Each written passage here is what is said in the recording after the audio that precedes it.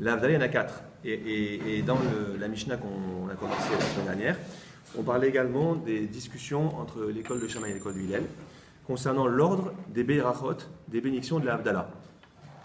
Parce que nous, on a l'impression que c'est évident de les rester dans l'ordre dans lequel on le fait, mais en fait, pas du tout. On suit l'école d'Hillel. Parce que dans toutes ces discussions, je vous expliquais la semaine dernière qu'après un flottement de près de 10 ans, où la loi n'était pas tranchée, on n'avait pas tranché entre l'école de Hillel et l'école de Shammai. Il y a une tradition qui dit qu'au bout de 10 ans, enfin c'est écrit, une tradition dans le Talmud, qu'il y a une voix divine qui a tranché en faveur de l'école de Hillel. Ce qui veut dire qu'avant que ce soit tranché, et d'ailleurs même après que ce soit tranché, on a vu aussi la semaine dernière, les gens adoptaient la conduite d'Hillel ou la conduite de l'école de Hillel et la conduite de l'académie de Shammai. C'était variable. Et donc la Mishnah qu'on a commencé, c'est une Mishnah, je n'ai pas compté combien il y a de discussions, mais il y a pas loin d'une dizaine de discussions, de controverses, entre non pas Hillel et Shammai, je vous ai expliqué ça aussi la semaine dernière, mais Bet Shammai et Bet Hillel, les disciples, l'école de Shammai et l'école de Hillel. Alors, on avait vu aussi que quand on a la Mishnah à l'état brut, ça veut dire avant que la Gemara n'explicite les propos de la Mishnah, on ne comprend pas très bien la nature, l'objet de leur débat. Et donc ce sera ensuite le rôle de la Gemara d'éclaircir un peu tout ça. D'accord ?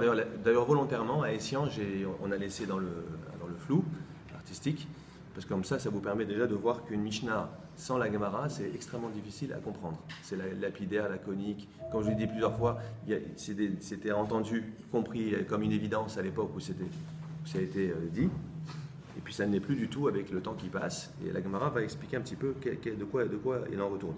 Alors, très rapidement, je relis la Mishnah. Donc je reprends à partir de Elou Devarim. Donc on est Nun Aleph, Amud Bet, 51b, comme on dit, 51 verso. D'accord ? Donc dans les versions comme ça passe 102. Le nouveau chapitre, donc c'est pas compliqué. Vous descendez, vous avez en... C'est bien là. Vous l'avez, voilà, dans le stanza, vous prenez le nouveau chapitre à la page 227. D'accord ? Ce qui est bien dans le stanza, c'est qu'à gauche, là, regardez ici, il y a tout un résumé du chapitre. Ah oui. Ouais. Je pense que dans les versions en français, il doit exister aussi. En fait, il vous donne tout le résumé de ce dont on va parler dans tout le chapitre 8. Et il a fait ça sur chaque chapitre. Voilà, vous l'avez en français, voilà. C'est pratique. Ça vous donne déjà une sorte de vue d'ensemble de ce qui va être traité. Alors je relis rapidement. Vous voyez, Elou Devarim, Sheben Bet Shammai ou Ben Bet Hillel, Bas Yaouda, on précise. Parce que les controverses entre ces deux écoles, elles vont bien au-delà des problèmes de loi relatives au repas. Elles sont très, très disséminées. Tout le monde connaît la discussion Hanouka. Est-ce qu'on allume 8 au départ et on va dans un sens décroissant ou est-ce qu'au contraire dans un sens croissant? C'est connu ça. Donc ça n'a rien à voir avec le repas, ça. C'est lié à Hanouka. Et il y a un tas de discussions comme ça entre Shammai et Hillel, entre ces deux écoles, qui ne sont pas liées au repas. Donc la Mishnah précise, ici, on ne parle que des discussions concernant des lois qui sont en rapport avec la Séouda, avec un repas. Vous voyez, Elou Devarim, Sheben Bet Shammai ou Ben Bet Hillel. Voici les... Alors Devarim, c'est des choses, mais au sens de juridique, quoi, c'est les sujets, voilà, bravo, comme Inyan. Voici des sujets qui pour l'objet d'une controverse, d'un débat, entre Bet Shammai, alors la maison, en fait, ici, c'est l'école, la choule, c'est le sens étymologique. Donc l'école de pensée de Bet Shammai, l'académie de Bet Shammai, ou Ben Bet Hillel, et l'école de Hillel. Basséouda, vous voyez, concernant le repas. 2 points. Et après, on a toutes les discussions qui défilent. Enfin, tous les sujets de discussion. Première discussion, Bet Shammai Omrim. Vous voyez, c'est un pluriel, parce que ce sont les disciples, ce n'est pas les maîtres. Sinon, on aurait dû dire Shammai Omer, mais Bet Shammai Omrim. L'école de Shammai disent. Donc, c'est les disciples, en fait, qui disent. Alors, de quoi s'agit-il? Je vous explique. Quand on doit réciter le Kiddush de Shabbat ou de Yom Tov, comme c'était le cas il y a très peu de temps, là, Shavuot, est-ce qu'on récite d'abord la bracha sur le vin, Boré Pea Geffen, ou est-ce qu'on récite d'abord la bénédiction qui s'appelle vraiment le Kiddush, voyez la longue, qui se termine par Mekadesh à Shabbat, ou Mekadesh Israël Vazemanim, qui sanctifie ce jour-là, qui différencie des autres le Shabbat, ou alors qui différencie, qui sanctifie Israël, le peuple d'Israël, et les fêtes. Vous savez pourquoi on ne dit pas Mekadesh Israël vers Shabbat? J'espère. Pourquoi est-ce qu'on ne dit pas Mekadesh à Zemanim? On dit Dieu qui sanctifie le Shabbat. On aurait dû dire Dieu qui sanctifie Zemanim, les fêtes. Pourquoi on dit qu'il sanctifie Israël et les fêtes? Ou alors il fallait dire, ou si tu veux dire Israël et les fêtes, alors dis aussi Israël et le Shabbat. Donc tous les vendredis soirs, on devrait dire Baruch Ata Hashem Mekadesh Israël vers Shabbat. Vous dites pas ça. Vous dites Mekadesh Shabbat. Pourquoi? Personne ne sait là? C'est les Juifs qui font. Si, les 10 commandements, les 10 commandements, le Shavuot. On est à la fin du... Non, la mitzvah de sanctifier le Shabbat, c'est. Non, je t'explique. On s'en fout de Bereshit, suis-moi. La mitzvah de sanctifier le Shabbat, c'est une mitzvah qui vient du décalogue. On l'apprend de Zachor. Les gens ne savent pas aussi, parce qu'ils croient que c'est des grands principes, bien sûr. Mais en vérité, Zachor dans les 10 commandements, c'est de là qu'on apprend le Kiddush. Zachor, souviens-toi ou mentionne, parce qu'il y en a qui traduisent Zachor pas, souviens-toi. Mentionne le Shabbat, les Kadeshos, voilà le Kiddush, pour le différencier. Et comment je fais? Alors les rabbins ont dit, on va le faire sur une coupe de vin, mais dans l'absolu, je pourrais le faire qu'avec des mots. Je dis Shabbat Shalom à quelqu'un vendredi soir, j'ai fait Kiddush. D'après le Rashba, il y a un très grand maître espagnol, Shlomo Ben Aderet, il dit que si vous dites Shabbat Shalom à quelqu'un vendredi soir, vous avez fait votre Kiddush. Parce que c'est quoi Shabbat? C'est quoi le Kiddush du Shabbat? C'est de différencier ce jour-là des autres. J'ai différencié. Si j'ai pas de vin ni de pain le vendredi soir, je lis ma Amida de vendredi soir, dedans il y a le Kiddush, Mekadesh à Shabbat, il y a dans la Amida. Il y a 7 bénédictions dans la Amida. 3 au début, 3 à la fin qui ne changent jamais, intangible de toutes les prières de l'année, toutes. Et au milieu, il y a une bracha, Mekadesh à Shabbat. Si j'ai fait Kiddush, j'ai parlé du Shabbat. Parce que c'est écrit dans le décalogue, Zachor mentionne le Shabbat, les Kadeshos pour le sanctifier. Le fait d'en parler comme un jour différent, Kiddush est fait. Alors les rabbins disent, c'est trop vague ça, on va prendre un verre de vin, on va faire quelque chose de solennel, de cérémonial. Vous avez compris? Maintenant je prends mon verre de vin et je dis Mekadesh d'abord à Gefel, et après, parce qu'on suit, vous allez voir qu'on suit Hillel, l'école d'Hillel. Parce que si on suivait Shammai, on dirait d'abord Mekadesh à Shabbat, ou Mekadesh Israël Zemanim, et après, Boré Père Gefel, et je bois. Mais nous on fait comme Hillel dans l'autre sens. Alors on va voir que c'est un débat. Qu'est-ce qu'on devrait faire d'abord? La Gefel ou le Kiddush? C'est la bracha de Mekadesh. C'est le premier débat. Et je vous pose la question, pourquoi on dit Mekadesh Israël Vazemanim? Il fallait dire Mekadesh Vazemanim, comme pour le Shabbat. Ou alors Mekadesh Israël vers Shabbat. Il faut être cohérent. Alors la réponse est très simple, chers amis, c'est que la différence entre le Shabbat et les fêtes, c'est que c'est le peuple d'Israël qui fixe les fêtes. Alors aujourd'hui, on a perdu complètement cette notion parce qu'aujourd'hui c'est astronomique le calcul des fêtes. Mais à l'époque du temple de Jérusalem, où il y avait des témoins qui disaient avoir vu la lune, et on sanctifiait la nouvelle lune, la lune noire, quand le croissant commence à réapparaître. Et sur la foi de leur témoignage, on déclarait Néoménie, Rosh Chodesh, premier du mois, et on fixait les fêtes en fonction de ce premier du mois. Pessah, c'est le 15 Nissan, et bien, il faut bien que je sache, c'est quand le premier. C'est pour ça qu'on dit Mekadesh Israël, Ve'azemanim. Je ne pourrais pas sanctifier les fêtes sans Israël. Donc la part humaine, la contribution humaine aux fêtes est essentielle. Sans nous, en fait, il n'y a pas de fête. Alors que le Shabbat, le samedi, c'est conventionnel. On sanctifie pas. On ne décide pas. Il n'y a pas un tribunal, comme c'était le cas à Jérusalem, il y avait le grand tribunal Sanhedrin, qui jouxtait le temple. Et là-bas, on recevait les témoins. Mais le Shabbat, on ne faisait pas ce système des témoins qui viennent, ah c'est Shabbat aujourd'hui, on s'en fout. On sait que tous les 7 jours c'est samedi. Donc, Mekadesh à Shabbat. Pas Israël. Israël n'a aucun rôle ici. D'ailleurs, comme tu as dit Dov tout à l'heure, bravo, le Shabbat il date de la création, pas les fêtes. Les fêtes, il y a une mitzvah qui a été donnée de sanctifier les fêtes, de sanctifier plutôt le nouveau mois, de déclarer le nouveau mois, c'est le premier commandement reçu en Égypte, Shemot, où Moïse reçoit de Dieu de sanctifier les mois avec le mois de Nissan qui est le premier, pour nous réellement le mois de Nissan, et c'est là qu'on reçoit la mitzvah de ce qu'on appelle Kiddush HaChodesh, sanctification du mois. Mais ça, c'est les hommes qui le font, alors que le Shabbat ne dépend pas des hommes. Donc c'est pour ça que dans le Kiddush des fêtes, on dit Mekadesh Israël Ve'azemanim. Maintenant, vous saurez pourquoi la différence. D'accord? Maintenant, regardez, il y a un débat concernant justement ce Kiddush. Regardez, Beth Shammai Omrim, les élèves de Shammai disent, les disciples, Mevarech alayom, ve'achar kar mevarech alayayin. Il bénit d'abord le jour, et après il bénit le vin. Donc ça veut dire quoi ça? Ça veut dire que par exemple le soir de Shabbat, je bénis d'abord le jour de Shabbat. Donc je commence par Baruch Hashem, toute la longue bracha jusqu'à Baruch Hashem, Mekadesh Shabbat, et après Boré Père Geffen et je bois. Ça c'est Shammai. Alors que regardez, ou Bet Hillel Omrim, et c'est ce qu'on fait, et Bet Hillel disent, les disciples, Mevarech alayayin, d'abord il bénit le vin, Ve'acharkar, donc Boré Père Geffen, Ve'acharkar Mevarech alayom, et ensuite il bénit le jour. C'est-à-dire Mekadesh Shabbat ou Mekadesh Israël Vazemanim. Vous avez compris?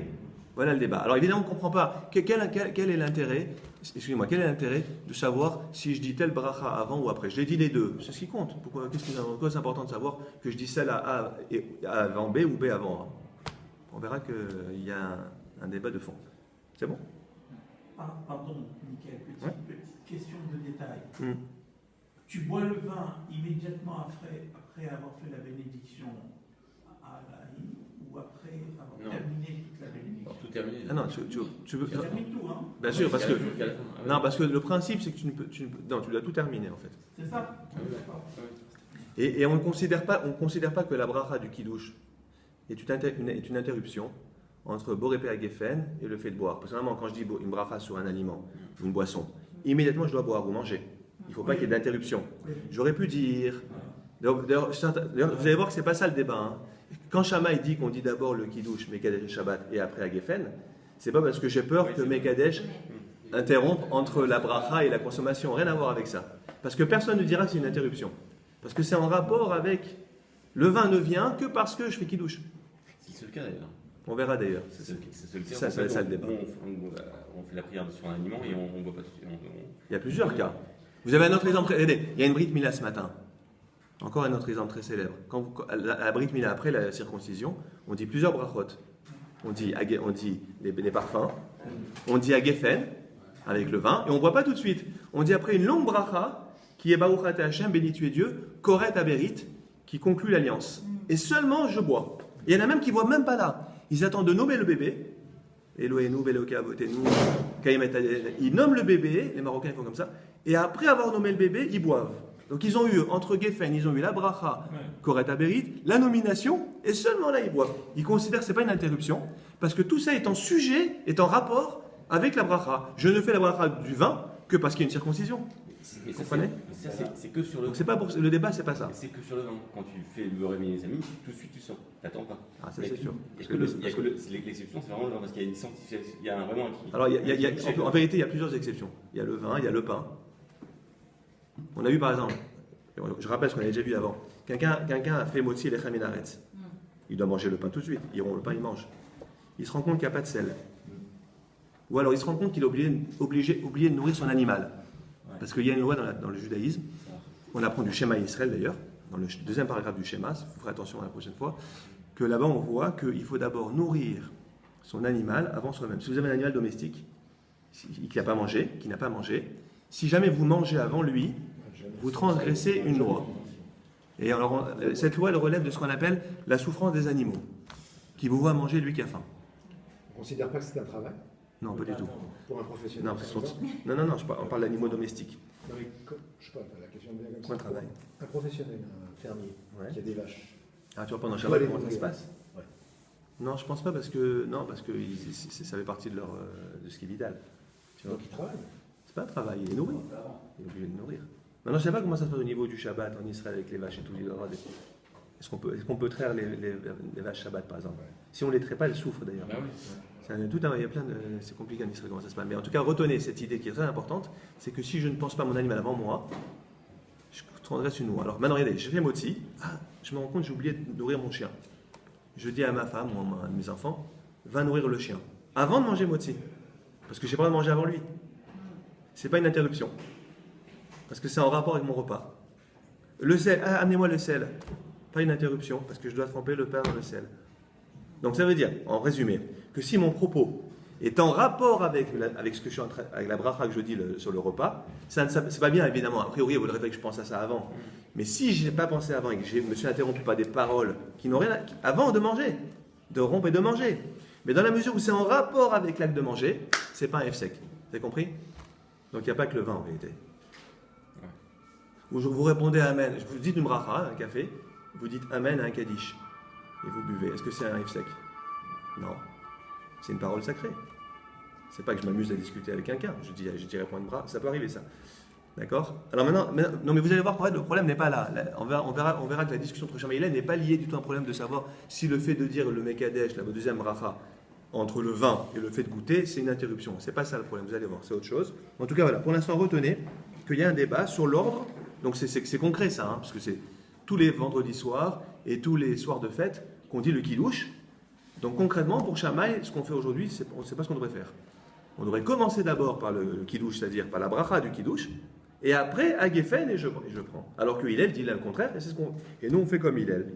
D'accord? Deuxième discussion, regardez. Bet Shammai Omrim, vous l'avez? Alors là, c'est quoi la discussion? Elle concerne la question du vin. Alors à l'époque, je vous expliquais la semaine dernière, qu'à l'époque, pour ouvrir l'appétit, on amenait du vin aux convives. Alors, vous asseyez, avant de vous laver les mains, manger le pain, vous amenez des apéritifs. Un peu comme d'ailleurs on fait aujourd'hui, le Shabbat. Hein, la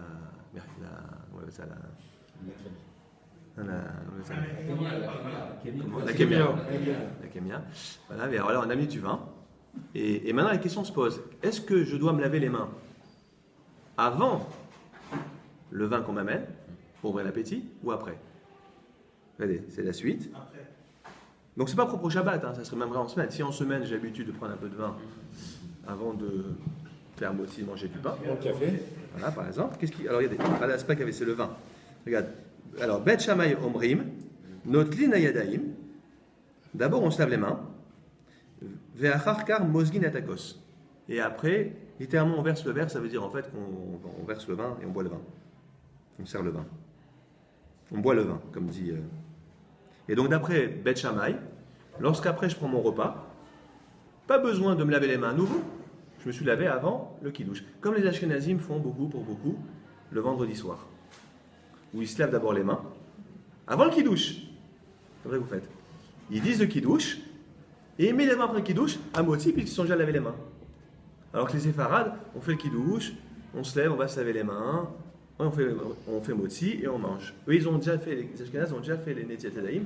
C'est dans le Rema, ça. Rabbi Moshe Isserlis de Cracovie, commentaire sur le Shulchan Aruch, où lui il explique en fait. Et là aussi, c'est intéressant, on ne considère pas que c'est une interruption, le fait de dire le kiddush entre Netila et Moti. Parce que pour pouvoir manger, je dois dire kiddush. Donc c'est lié au repas. Vous avez compris? Le Netila n'est-il pas lié au Bien sûr, au Moti, tout à fait. Donc c'est pas une interruption. Et sans kiddush, je peux pas. Vous savez que quand Shabbat entre, on n'a pas le droit de manger sans kiddush. C'est le kiddush qui m'autorise, même ça, samedi matin. Les femmes qui ne sont pas obligées de prier comme nous le samedi matin, elles peuvent prier l'après-midi si elles ont envie. Elles peuvent faire une amida par jour. Une femme le matin, elle a le droit de manger avant la prière, contrairement aux hommes. Mais si elle veut manger samedi matin, elle doit se faire son kiddush. C'est rien, un béchamerou à Geffen, et voilà. Elle est obligée quand même, parce qu'elle ne peut pas manger sans le kiddush. Alors nous, c'est plus compliqué les hommes, c'est que nous, pour avoir le droit de manger, il faut le kiddush plus la prière. Donc on fait la prière, kiddush, et on mange. Mais comme les femmes n'ont pas le même lien avec la prière que les hommes, elles peuvent prier dans l'absolu quand elles veulent dans la journée une seule fois par jour. Donc elles peuvent très bien dire leur kiddush le matin, ou à l'heure du café, et après elles prennent le petit déjeuner qu'elles veulent. Mais elles doivent quand même dire kiddush, parce que c'est le kiddush qui m'autorise à manger, à boire. Même chose vendredi soir. Une fois que j'ai accueilli Shabbat, que le Shabbat est entré, pour avoir le droit de manger, kiddush, c'est obligatoire. D'accord? Dans l'exemple des kémias, le kiddush doit être fait avant, même si on n'est pas à table. Tout à fait. Le Shabbat, vous êtes obligé, si vous voulez prendre une kémia, avant le repas, avant Motzi, vous êtes obligé de dire kiddush avant. Parce que sinon, vous n'avez pas le droit de manger avant. C'est pour ça que les Ashkenazim ne font pas de kémia ni rien avant, c'est à table. Non, je vais vous dire, ça c'est encore pour une autre raison que vous ne faites pas ça et que beaucoup de Sfarades ne font pas non plus la kémia avant le Motzi. Moi, je ne fais pas, par exemple. Parce qu'on entre dans un gros problème, à la RIC, qui ne pas du détail pour certains, mais qui est important, c'est que quand je prends ma kémia, est-ce que le Birkat Amazon acquittera ce que j'ai mangé avant Motzi ou pas? Oui. Il y en a qui disent que oui, d'autres que non. Tu vas manger avec du pain quand même. Non, vous n'avez pas compris. Je prends un apéritif. sans pain. Je fais kidouche, je prends un apéritif, et après je me lave les mains et je fais motzi. Oui. Et je prends mon repas, mon vrai repas. Shabbat. Voilà. Oui. Maintenant, est-ce que le Birkat Amazon s'applique également à ce que j'ai mangé avant motzi ou pas? Certains. D'autant que tu risques pendant la Kenya de faire une bénédiction Amazon. Pourquoi Amazon? Des fois tu prends des petits crackers. Ah, non, ça c'est Maisonnote. Désolé. Non, mais c'est pas le problème. Le problème, c'est qu'il y en a qui disent que ma kémia, elle est indépendante de motzi, du repas. Donc, si j'ai pris moi, des olives, du raisin, etc., ou du vin, le vin, encore un autre problème. Encore le kidouche, c'est pas vraiment. Mais si j'ai pris des olives, etc., il y en a qui disent qu'il faut dire la beracha finale. À la Hetz, Valperetz. C'est la beracha finale qui est un résumé du Birkat. Ou Boré Fachot pour les bois. Donc, il y en a qui disent qu'il faut dire cette bracha et que c'est pas acquitté par le Birkat Amazon. Et d'autres qui disent non, pas la peine. Alors c'est ça. Alors, certains pour ne pas entrer dans cette problématique de savoir est-ce que, eh ben ils font pas de kémia, ils font le repas et ils mangent. Voilà, ils font motzi et ils prennent la kémia après motzi. Comme ça ils sont sûrs. Non, mais ils le font après motzi. Comme ça vous êtes sûr que ça rentre dans le Birkat Amazon. Ce Birkat Amazon, a priori il acquitte tout, mais en vérité il acquitte pas forcément tout. Vous avez un exemple là. Il acquitte pas ce que j'ai pris avant motzi. Pourtant, j'ai commencé à manger déjà. J'ai ouvert l'appétit. Oui, mais c'était avant motzi. Donc, c'est comme s'il y avait une césure. Il y a le repas avant motzi et le repas après motzi. Et le Birkat Amazon n'acquitterait que ce qui suit motzi, pas ce qui précède. Donc, certains, pour ne pas entrer dans cette problématique, eh ben, c'est comme, vous savez, après le Birkat, on prend un dessert. Bon, le dessert, tout le monde est d'accord qu'on dit une bracha dessus. Donc, le Birkat Amazon acquitte le dessert. Mais par contre, contrairement aux autres aliments que j'ai mangés sans bracha, parce que motzi me dispense de toutes les brachot sur ce que je mange, par contre, il ne dispense pas de la bracha sur le dessert. Si je prends de la pomme, des fruits, je dois dire Boré Peretz avant de manger. Maintenant, si je prends une glace, un gâteau, un café, est-ce que j'ai la bracha dessus? Ben, c'est une discussion. Il y a qui disent que non, ça rentre dans le repas. Et d'autres qui disent pas du tout, c'est un dessert. Il y a des choses qui sont simples. Alors qu'est-ce que font certains? Ils font Birkat, ils récitent Birkat, et ils ne prennent ces aliments-là, dont j'ai donné l'exemple, qu'après le Birkat. Parce que sinon, on ne sait pas très bien si c'est à titre de dessert ou ça rentre dans le repas. C'est vrai d'ailleurs, quand vous avez un petit peu faim, encore à la fin du repas, et vous prenez du gâteau, bah c'est le repas. Donc, tout ça pour vous dire que c'est pas simple les brachot. On a l'impression que c'est simple les brachot qu'on appelle dites de jouissance, de plaisir, sur ce que l'on consomme. En vérité, il y a beaucoup de problèmes qui se posent concernant le fait de savoir est-ce qu'on doit les réciter dans sa etc. Bon, je fais la parenthèse, mais c'est un peu la même problématique. Mais là, ça n'a rien à voir, on verra plus tard, que le problème de Shammai Hillel n'est pas lié du tout à ça. Ça, c'est un autre problème, c'est annexe. Donc là, la question, c'est est-ce que je peux me laver les mains avant de boire le vin qui ouvre l'appétit avant le repas? Et à ce moment-là, quand je prends mon repas à motzi et tout, pas la peine de me laver les mains à nouveau. Je m'appuie sur la netila que j'ai fait avant le vin. Ou alors, est-ce qu'il faut faire l'inverse? C'est-à-dire, je prends mon vin sans me laver les mains. C'est pour ça que je donne l'exemple du kidouche vendredi soir, les Ashkenaz séfarades, parce que ça vous permet de conceptualiser plus facilement. Hein, c'est un peu la même chose. Donc, Bet Shammai disent, d'abord on se lave les mains, après on verse le vin, on boit, et après seulement, directement motzi, on mange. Ou Bet Hillel Omrim, tandis que Bet Hillel disent, Mozgin et Akos, d'abord on verse le verre de vin, donc on boit le vin, Ve'acharkar, Notlin Ayadaim, et seulement après, on se lave les mains. D'accord? Voilà. Et alors tout ça, la raison, qu'est-ce qui fait que l'un dit A, l'autre dit B? On ne comprend rien. Comme dit Rashi, Mefaresh, la Gemara. On expliquera tout ça dans la Gemara. D'ailleurs, Rashi, la plupart des commentaires de Rashi, il ne fait que dire on verra la Gemara. Attends, sois patient. Ça ne sert à rien en fait, il ne va pas commencer à anticiper. Attends, tu verras. Troisième discussion, regardez. Bet Shammai Omrim, ça là on comprend encore moins, vous allez voir, ça on comprend rien du tout. Là, c'est la question de savoir quand je m'essuie les mains. Bet Shammai Omrim, l'école de Shammai disent Mekanéar, voilà, là c'est nouveau, on n'a pas fait ça la semaine dernière. Maintenant on avance. Là c'était qu'une révision. Mekanéar Yadav, Bamapa, mais bon, comme on n'avait qu'une demi-heure la semaine dernière, ça tombe bien. Parce que je pense que la demi-heure qui n'a pas été enregistrée, c'est peut-être ce que j'ai résumé maintenant. D'accord. Ça tombe bien. Mekanéar Yadav, Bamapa, il s'essuie ses mains dans la nappe, avec la nappe, Mapa. Je suis pas très classe. Ouais. Bah oui, c'est vrai. Umanicha à la shulchan. Alors peut-être c'est peut-être pas une serviette, enfin c'est plutôt une serviette qu'une nappe. Oui, Un napperon. En fait c'est plutôt. C'est une serviette. serviette. Donc j'ai traduit volontairement mappa par nappe, parce que normalement mappa ça veut dire une nappe. Aujourd'hui. Mais dans le langage à l'époque de la Mishnah, mappa ça peut être une petite nappe. Donc un napperon ou une serviette, qui est une sorte de petite nappe en fait. Ou un petit foulard comme celui Voilà. C'est une marque. Exactement. La part, oui. C'est une langue de ménage.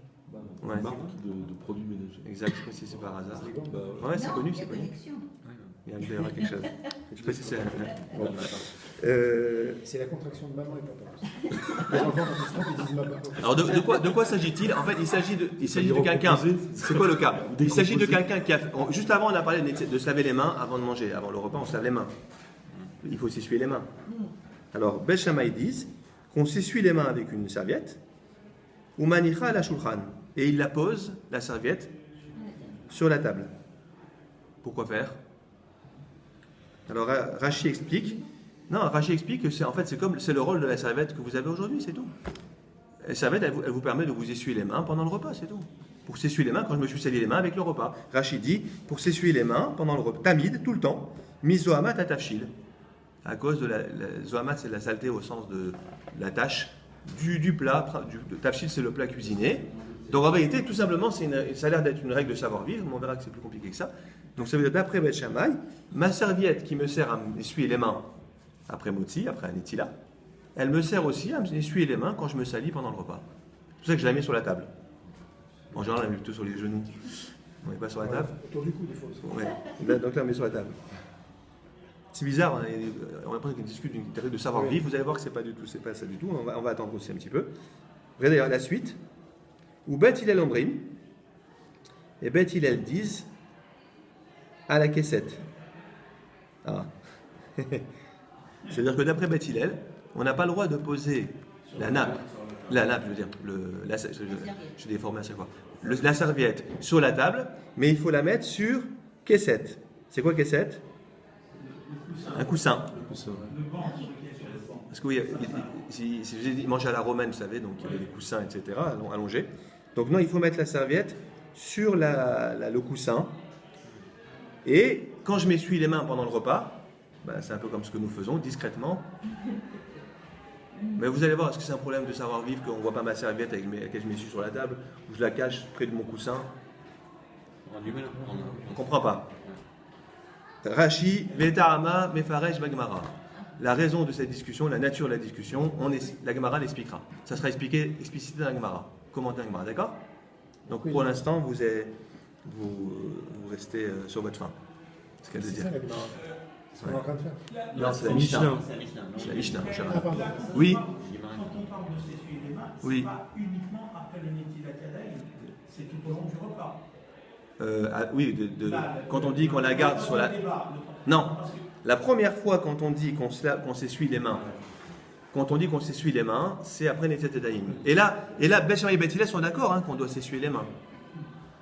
Après, la question, c'est qu'une fois que je me suis essuyé les mains, et que j'ai ma serviette qui me servira à m'essuyer les mains à nouveau, non plus de l'eau, là, pas de me sécher les mains, mais quand j'ai les mains sales, de m'essuyer avec, est-ce que je la garde sur la table, la serviette, ou est-ce que je la mets en dessous, près de mon coussin?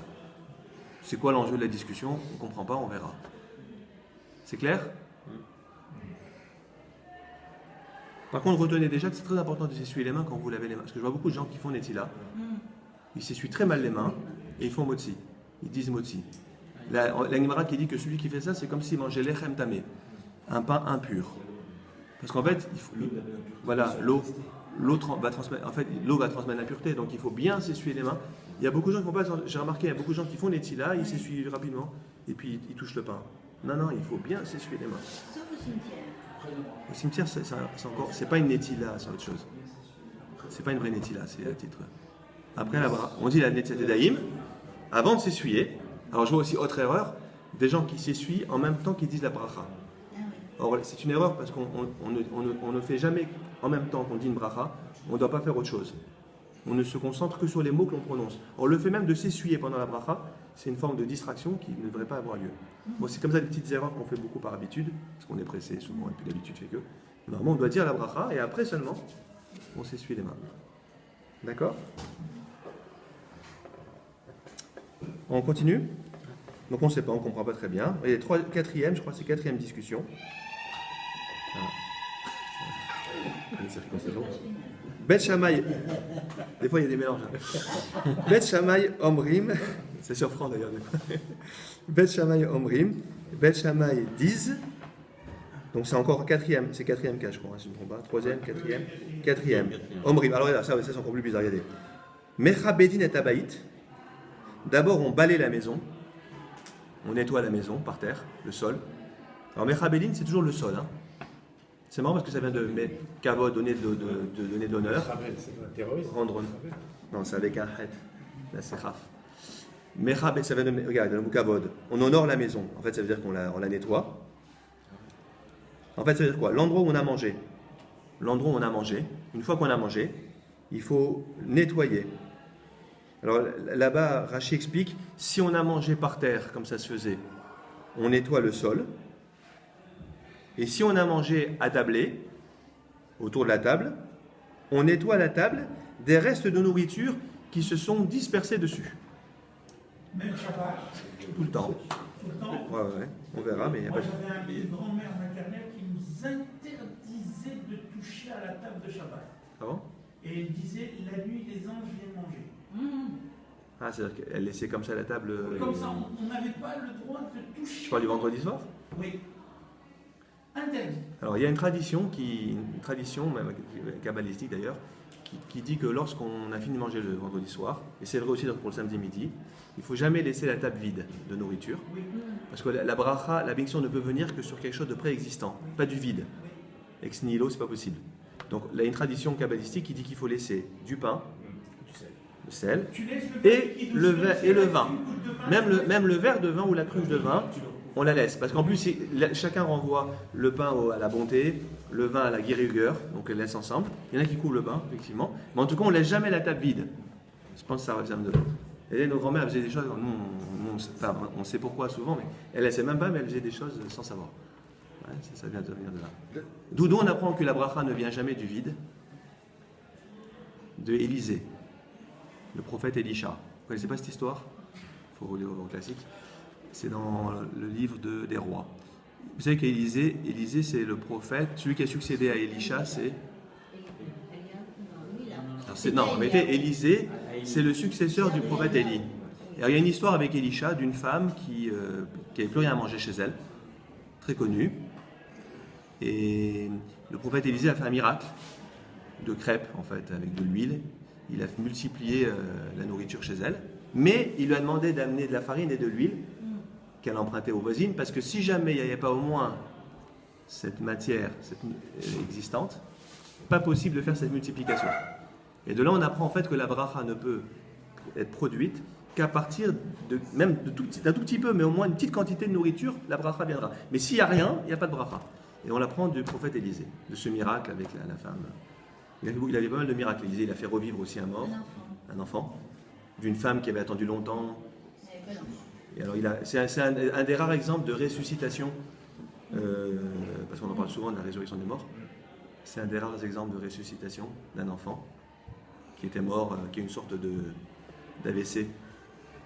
C'est décrit comme il dit ma tête, et il s'écroule.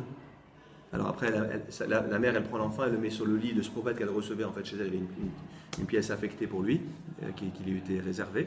Et après, elle fait appeler le prophète qui vient et qui le ressuscite. Donc il y avait pas mal de... Élisha est un prophète très connu. Et c'est à lui donc effectivement qu'on doit cette idée qu'il n'y a pas de bracha à partir de rien. Alors maintenant, regardez, c'est quoi la discussion? Une fois qu'on a terminé de manger sur la table ou par terre, sur les mœurs de l'époque, on doit nettoyer l'endroit où on a mangé, la table ou le sol. Ve'acharkar notlin ayadaim. Et seulement après, on se lave les mains. Vous allez me dire, mais on s'est déjà lavé les mains avant le repas. C'est que vous oubliez, en fait, qu'il y a deux netila. Il y a la netila avant le repas qu'on appelle maim rishonim, les eaux premières, la première ablution. Et il y a ce qu'on appelle maim acharonim, la dernière ablution, que beaucoup d'Ashkénazes ne font plus aujourd'hui parce que dans la Gemara, dans Choulin, c'est expliqué que l'origine de ces ablutions des doigts à la fin du repas, c'est qu'il y avait à l'époque du sel de Sodome qui était tellement puissant que si on avait du sel sur les bouts des doigts et qu'on se les mettait sur les yeux, on devenait aveugle. On était frappé de cécité. Donc, les sages ont institué qu'on se lave les doigts. Alors, les Tosafot là-bas, les Tosafot pour les Ashkénazes, la France, si on se mettait ce sel de Sodome sur les yeux par inadvertance, vous avez du sel pendant le repas, et puis vous faites comme ça, vous devenez aveugle. Il était bouillant, c'était comme du soufre. Alors les Tosafot disent, comme aujourd'hui on ne trouve plus ce sel chez nous, pas la peine de manger. Et c'est pour ça que vous avez même chez les grands orthodoxes ashkénazes, du monde ashkénaze, ils ne se lavent pas les mains à la fin du repas. Les séfarades continuent de le faire pour des raisons essentiellement kabbalistiques. Est-ce qu'ils trempent les mains dans la harissa? Non. Il mange le couscous Ouais. à la main. Non, parce qu'au départ, c'est aujourd'hui on a transformé ça. Non, mais aujourd'hui c'est devenu une règle d'hygiène. Comme on a les doigts un peu sales, et puis à l'époque on se mangeait avec les doigts souvent. On se lave. Mais en vérité, la Gemara elle donne pas la raison. La Gemara elle donne pas comme raison l'hygiène, essentiellement. Elle dit que c'était un problème de sel dangereux pour les yeux. Non, c'est vrai. Et c'est pour ça qu'il y a beaucoup d'Ashkénazes. Aujourd'hui, on mange avec des fourchettes, on mange pas avec les doigts. Donc on n'a pas les mains sales. Donc il dit c'est pas la peine, il y a plus, ce sel n'existe plus. J'avais lu un très beau commentaire aussi qui dit qu'en fait le sel de Sodome qui est aveugle, symboliquement c'est les gens de Sodome et Gomorrhe qui étaient aveugles aux gens de passage, puisqu'ils interdisaient dans leur loi d'inviter des gens chez soi. Pas d'hospitalité. Donc en vérité, c'est l'aveuglement, l'indifférence aux autres qui aveugle. C'est très beau, c'est sur le plan allusif. Ouais. Mais bon, le sens premier de la Gemara, c'est pas ça. Le sens premier, c'est que c'est un sel dangereux, donc on se lavait les doigts. Et donc les Tosfot disent, comme ce sel n'existe plus aujourd'hui, plus la peine de procéder à ces ablutions finales. Mais c'est resté en vigueur chez beaucoup d'Ashkenazim et chez chez les Sfaradim en général, pour des raisons qui relèvent de la Kabbalah. C'est la part qu'on donne à l'autre côté. Oui. Pendant les endeuillés doivent mettre leurs miettes, ne pas les mélanger. Je ne connais pas ça. Non, on n'a pas. Non, pendant Shabbat, on ne monte pas de deuil. Déjà pendant Shabbat. Non, mais je veux dire, pendant en semaine. les 7 jours, Pendant les 7 jours, il me semblait que les miettes des endeuillés devaient être séparées. De toute façon, ils mangent. Non, il n'y a pas de. D'abord, tu leur apportes les repas. Non, il ne faut pas montrer de deuil. Ouais. Ah, là, pendant la semaine, vous parlez. Oui. Je ne sais pas. Il y a beaucoup de choses pendant la semaine. Mais déjà, par exemple, C'est pas en rapport avec vous savez ça. que le fait de ne pas donner le pain dans la main, c'est parce qu'on donne du pain dans la main qu'à des endeuillés. Vous saviez ça? Ah, c'est pour ça qu'on a. C'est ça. Pourquoi est-ce qu'on ne donne pas le pain dans la main? On le met dans une assiette ou on le met à côté. On le jette. Les gens le jettent, ce qui n'est pas bien d'ailleurs. On a vu récemment qu'il ne fallait pas jeter le pain. Donc on le met dans une assiette, on fait passer. Mais pourquoi on ne le met pas dans la main? Parce qu'on le met dans la main que pour les gens en deuil. Ça vient de là. Les gens ne savent pas en fait. Les gens en deuil, on leur met dans la main directement. Donc on évite de le faire pour les gens qui ne sont pas en deuil. Donc je ne sais pas, peut-être il y a des choses que je n'ai pas à voir. Bon, en tout cas, donc, on a Beth Shammai qui disent que d'abord on nettoie la maison et après on se lave les mains, les maïm acharonim. Et alors que Beth Hillel Omrim, notre Yadaim, d'abord on se lave les mains. Les dernières, on parle des ablutions finales à la fin du repas. Ve'acharkar mechabedin et tabayit, et seulement après on nettoie la maison, on balaye où on a mangé. La table, donc on nettoie la table, ou alors on nettoie le sol. Donc on verra que c'est un problème d'eau qui peut tomber sur les restes de nourriture. Pourquoi? Quel est le problème? Vous ne savez pas, on verra plus tard. Mais tu as dit Birkat Amazon ou pas encore dans ce moment-là? C'est avant Birkat Amazon. C'est avant Parce que les ablutions finales, c'est toujours avant Birkat Amazon. Par rapport aux ablutions finales, ça je comprends. Mais par rapport au nettoyage de la table. Non, même chose. On lit les deux. Tu nettoies la table avant d'avoir fait Birkat Amazon? Non, mais aujourd'hui, on verra d'abord, est-ce que ce problème se pose aujourd'hui? C'est-à-dire qu'aujourd'hui, concrètement, ça voudrait dire qu'avant de me laver les mains avant le birkat, d'abord je balaye la table. Tu fais passer l'aspirateur avant? Ouais, voilà. On peut dire. Je débarrasse la table. J'enlève tout ce qu'il y a. Ouais. On est censé laisser le pain à table avant le birkat. Non, mais là, on ne parle pas du pain, on parle vraiment de la nourriture qui traîne un peu partout.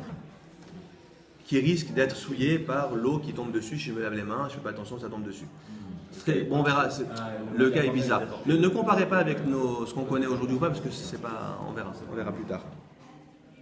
Bizarre. Laissez comme ça, on continue. Alors maintenant, regardez, on arrive à l'Avdallah. Regardez, l'Avdallah, c'est-à-dire à l'ordre des bénédictions de l'Avdallah. Bet Shammai Omrim, Bet Shammai disent, Ner ou Mazon, Besamim l'Avdallah. Voilà, là vous avez les 4 berachot. Ner, la bougie. Donc on dit quoi comme bracha? Donc d'après Bet Shammai, il faut commencer d'abord par Borem et Oreaesh. Bizarre, hein? Ouais. D'après Bet Shammai, il faut d'abord commencer par. Alors, je vous explique de quoi il s'agit, hein, parce que tout à l'heure je vous ai dit que l'Avdallah n'était pas en rapport avec le repas, j'ai dit une bêtise. Parce que là on est dans un cas d'une Avdallah qui est liée au repas. Je vous explique pourquoi, écoutez bien. Je suis samedi soir. Écoutez bien. Je suis samedi soir. Je prends mon repas, 3e repas, Souda Shishit. D'accord? Maintenant, il me reste de quoi remplir un seul verre de vin. Ok? Shabbat se termine. Mon verre de vin, il doit me servir à la fois pour l'Avdallah et pour le Kos Bracha qu'on a étudié des semaines ensemble. On fait Zimoun, on est 3 ou 10. Donc le verre de vin, c'est le verre qu'on va prendre durant tout le Birkat Amazon et qu'on boit à la fin. Donc maintenant, qu'est-ce que je vais faire? Je vais cumuler le verre de vin du Birkat avec l'Avdallah, pourquoi pas?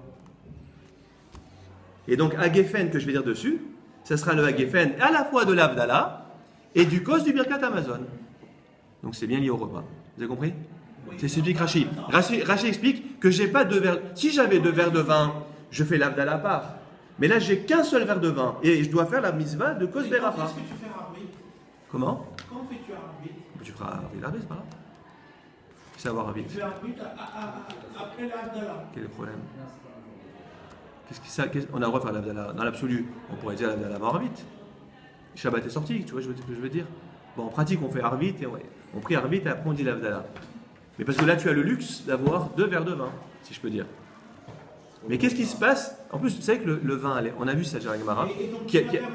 On a vu dans la Gemara qu'il y a eu des époques. Il y a eu des époques où les rabbins ont abrogé le vin. Vous vous rappelez qu'ils ont dit qu'on peut dire l'Avdallah, par exemple, samedi soir, sans le vin. On l'a dit dans la Mida, Atachonantanu, et ça suffit. Pourquoi? Parce que le vin est un produit très cher. Donc ils ont dit, les gens ne peuvent plus acheter de vin. On va se contenter d'une Avdallah en mots, en paroles, Atachonantanu dans la Mida de samedi soir. Même chose pour le Kiddush d'ailleurs. Et quand les gens sont enrichis à nouveau, on a réinstitué le vin, tu vois. Maintenant, le cas est un peu particulier. C'est le cas de quelqu'un qui doit dire le Kos du Birkat Amazon, qui a qu'un verre de vin, et il veut cumuler le Kos Bracha avec l'Avdallah. Alors, regardez ce que dit Bet Shammai. Bet Shammai Omrim, Ner, d'abord il dit le Birkat. À la fin du Birkat, il dit Borem et Oreesh. Ensuite, Umazon. C'est quoi Umazon? C'est Hagefen pour le repas, le Birkat qu'il a récité avant. Ensuite, Bessamim, les parfums. Donc les parfums, c'est selon qu'il a pris des parfums qui sont des bois ou des épices. Donc Atse Bessamim, des bois odoriférants. Ou alors Isbe, des herbes. Ou alors Miné. Il y a 3 brachot. Quand on ne sait pas exactement si c'est herbe ou bois, je dis Miné, l'Ashkenazim pour beaucoup comme ça, il dit souvent Miné Bessamim. Des espèces, c'est vague, des espèces de parfums. Parce qu'on ne sait pas très bien s'il s'agit d'une herbe ou d'un bois. Or ça change. Je vous pose une question, pourquoi on dit pas, pourquoi dans l'Avdallah de samedi soir, qui tombe avec Yom Tov, comme cette année, il y a Shavuot, on dit pas, la seule bracha qu'on ne dit pas, c'est les parfums. Pourquoi? On n'est pas triste. C'est pourquoi? Voilà. Parce que l'origine des parfums, c'est la tristesse de quitter Shabbat. Mais comme là, il y a Yom Tov, le jour de fête, qui enlève cette tristesse, pas la peine de prendre les parfums. C'est la raison pour laquelle, quand vous avez un Yom Tov qui tombe samedi soir, on ne dit jamais la bracha des parfums. Parce que les parfums, en fait, sont remplacés par la joie de la fête. Les parfums étant là pour la tristesse. Les kabbalistes disent qu'on a une âme supplémentaire, le Shabbat, qui nous quitte dès que Shabbat sort. Vaï nefesh, parce que c'est vaï nafash, on dit. Vaï shameru, vaï nafash. Il s'est reposé. Et les kabbalistes disent vaï voy nefesh. Malheur à l'âme qui va nous quitter après Shabbat. On a une perception supplémentaire Shabbat qui s'en va. Maintenant, quand Yom Tov arrive, cette tristesse, elle est finalement compensée par le Yom Tov. Et c'est pour ça qu'on ne dit jamais la bracha des parfums dans la Havdalah qu'on fait entre Shabbat, parce qu'il y a une Havdalah quand même entre Shabbat et le jour de fête. C'est deux saintetés. On dit Ben Kodesh les Kodesh. Au lieu de dire Ben Kodesh les Chol, entre le sacré et la semaine, on dit le profane, on dit entre le Kodesh du Shabbat et la sainteté du Shabbat et la sainteté de Yom Tov. D'accord? Alors maintenant, ce qu'on est en train de voir, c'est que selon Beth Shammai, d'abord on dit Boré Moresh en premier, après Agefen, après les parfums, et Havdalah, c'est-à-dire la longue, là, la plus longue, qui se termine par Baruch Ata Hashem, Amavdil, Ben Kodesh, les Chol. Ou les Ben Kodesh, les Kodesh, si on est Yom Tov qui tombe après Shabbat. D'accord? Ou Bet Hillel Omrim, tandis que Bet Hillel disent Ner ou Bessamim, d'abord Boré Meoresh et les parfums, Mazon, Agefen, c'est ce qu'on fait, en troisième, Ve'avdala, et ensuite la Havdalah. Voilà. C'est bon? Encore une fois, alors maintenant là aussi, donc finalement c'est quoi la discussion entre Beth Shammai et Hillel? C'est quoi? Vous avez vu c'est quoi la discussion? C'est l'ordre du Ils jour. sont tous d'accord que la Havdalah est à la fin.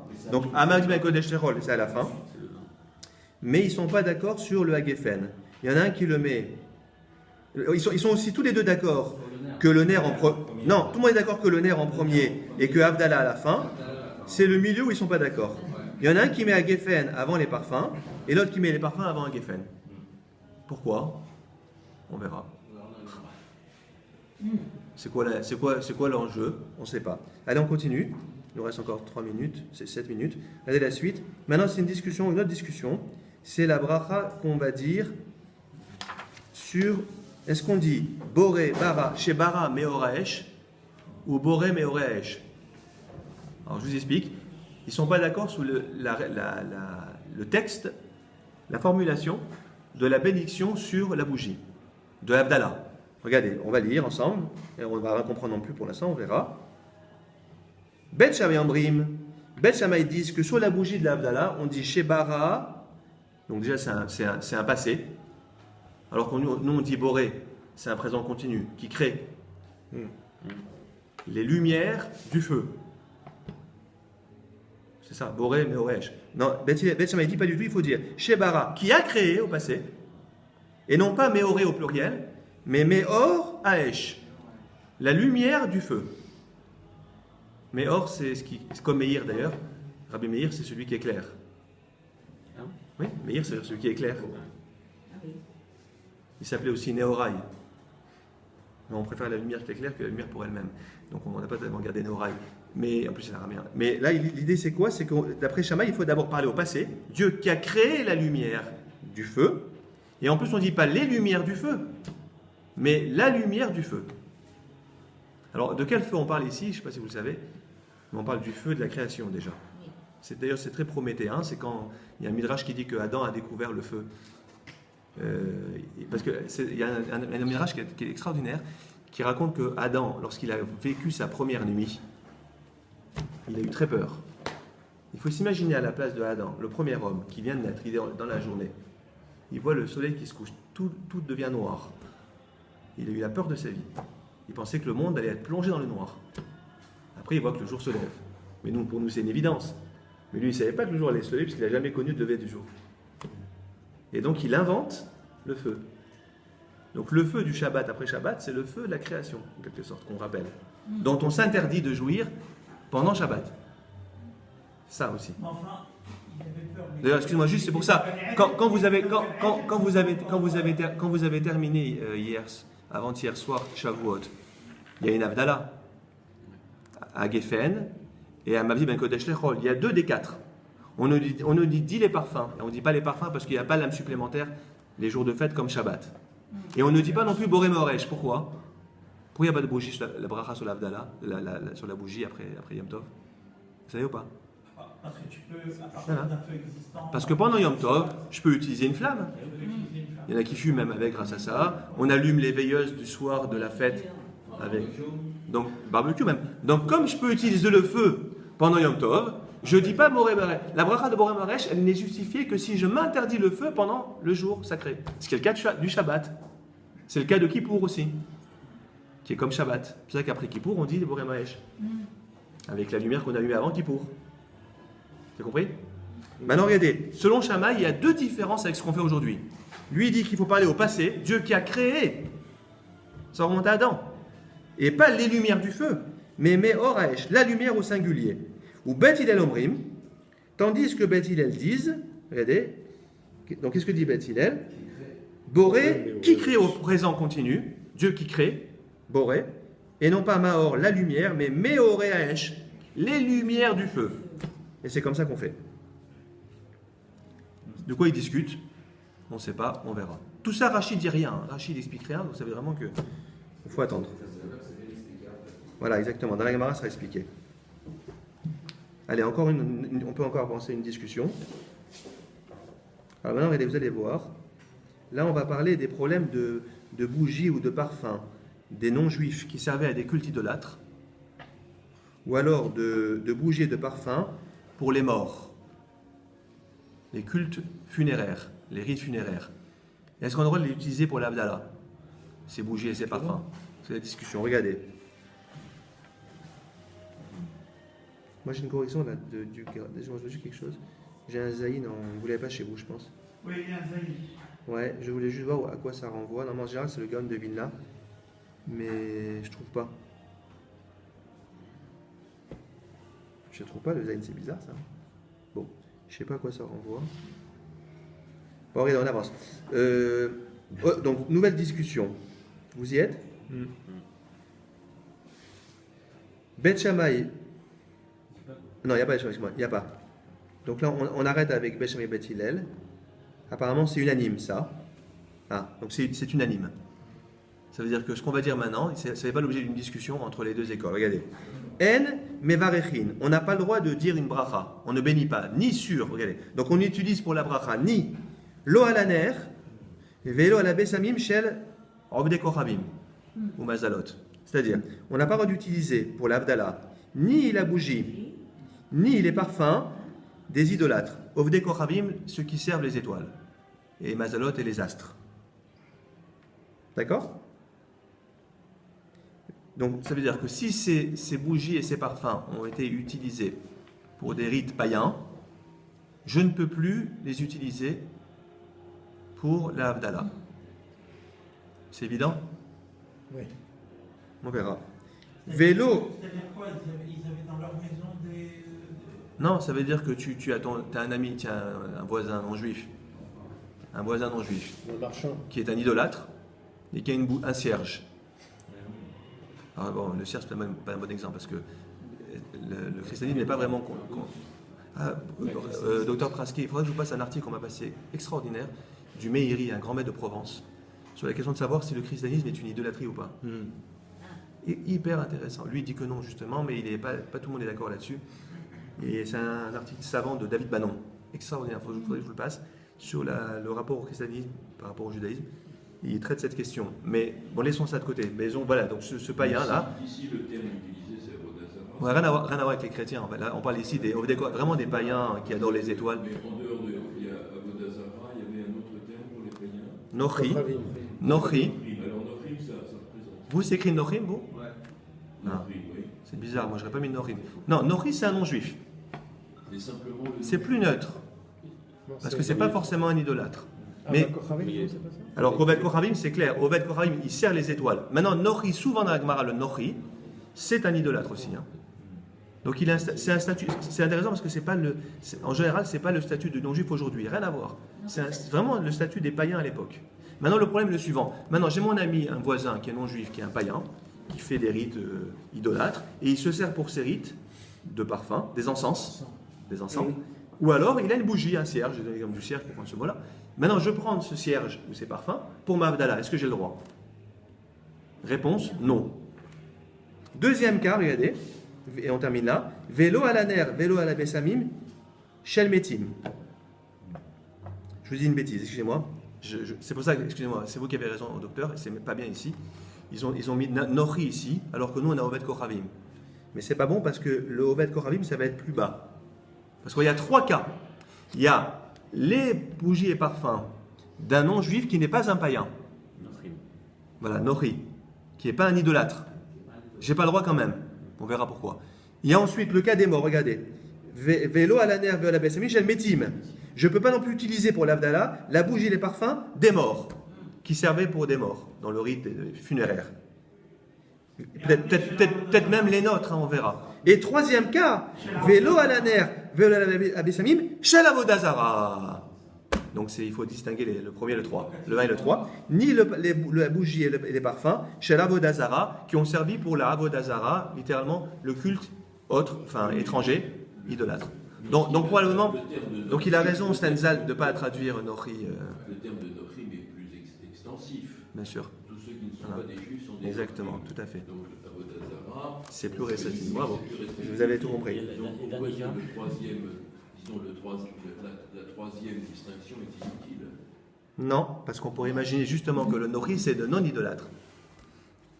Oui, non, mais le Nochrim il est éliminé dans Non. la première des actions. Oui, justement. Ah oui, c'est une bonne question. Si déjà le non-juif qui n'est pas idolâtre, je me l'interdis, Voilà, alors bravo. donc, C'est probablement une question que la Gemara posera, c'est sûr. On va dire pshita. La Gemara, le mot-clé dans ce genre de cas, c'est pshita.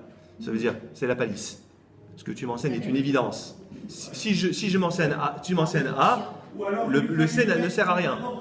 Ou alors il lui fallu le mettre dans un ordre différent. Éventuellement. Tu commences par Avodazara, le noyau dur. Sur le plan logique, là c'est une. Ouais. Bon, on va arrêter là. Non, mais il y a juste dans le cas. Mais vous avez raison. On verra. La Gemara certainement va s'attacher à Alors, juste pour terminer, à la répondre. phrase. Après, il y a Ven et Averine, Al, Aner, Al, chez tous les euros. C'est-à-dire quoi? Alors, ça c'est très intéressant, c'est ce qu'on fait aussi tous les jours, enfin, tous les samedis soirs, que beaucoup de gens font l'erreur. Je vous l'explique en un mot, on le regarde dans les mots.